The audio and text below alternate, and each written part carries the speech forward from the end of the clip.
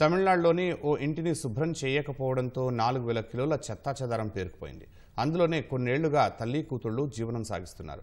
Dumping యార్డ్లా మారిన ఆ ఇంట్లోనే దుర్వాసన వచ్చినా పట్టించుకోకుండా అక్కడే తింటూ అక్కడే నిద్రిస్తున్నారు. ఆ తల్లి కూతుళ్లు ఆ ఇంటిని శుభ్రం చేయకపోవడానికి కారణం ఏమిటి? దుర్వాసన వస్తూ పురుగులు బొద్దింకలు తిరుగుతున్నా వారెందుకు అక్కడే జీవిస్తున్నారో ఈ కథనంలో తెలుసుకుందాం. కోయంబత్తూరులోని ఓ అపార్ట్మెంట్లో రుక్మిణి తన భర్త కుమార్తెతో కలిసి నివసించేవారు. కొన్నేళ్ల క్రితం రిటైర్డ్ ఉపాధ్యాయుడైన ఆమె భర్త మరణించినా రుక్మిణిని పరామర్శించేందుకు బంధువులెవరూ రాలేదు. ఈ క్రమంలో ఆమె తీవ్ర మనోవేదనకు గురైంది. మానసికంగా కుంగిపోయిన రుక్మిణి, ఆమె కూతురు ఇంటి నుంచి బయటకు రావడం మానేశారు. ఆహారాన్ని ఎక్కువగా ఆన్లైన్ ఆర్డర్ చేసుకునేవారు. అప్పుడప్పుడు ఇంట్లోనే వంట చేసుకునేవారు. ఆ ఖర్చుల కోసం భర్త మరణించడంతో తనకు వస్తున్న పింఛన్ను రుక్మిణి వినియోగిస్తోంది. ఎక్కువగా ఆహారాన్ని ఆన్లైన్లో కొనుగోలు చేయడం, ఇంటిని శుభ్రపరచకపోవడంతో చెత్తా చెదారం పేరుకుపోయి ఆ ఇళ్లు డంపింగ్ యార్డ్లా మారింది. సుమారు 4,000 కిలోల చెత్తలో ఆ తల్లి కూతుళ్లు జీవనం సాగిస్తున్నారు.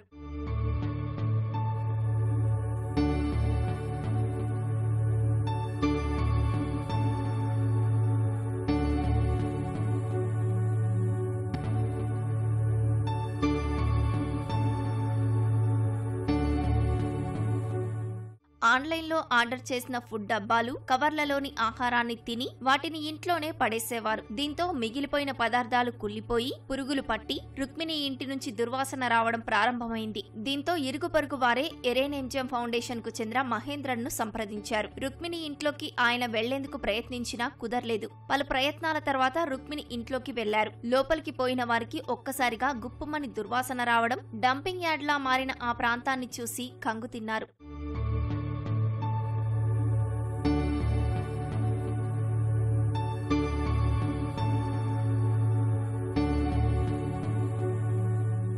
రుక్మిణి ఇంటిలోపలి దృశ్యాల్ని సెల్ఫోన్లో రికార్డు చేసి కార్పొరేషన్ అధికారులకు, స్థానికులకు సమాచారం అందించారు. ఘటనాస్థలికి చేరుకున్న కార్పొరేషన్ అధికారులు పారిశుద్ధ్య కార్మికులతో రుక్మిణి ఇంట్లోని 4,000 కిలోల చెత్తను తొలగించి ఇంటిని శుభ్రం చేయించారు.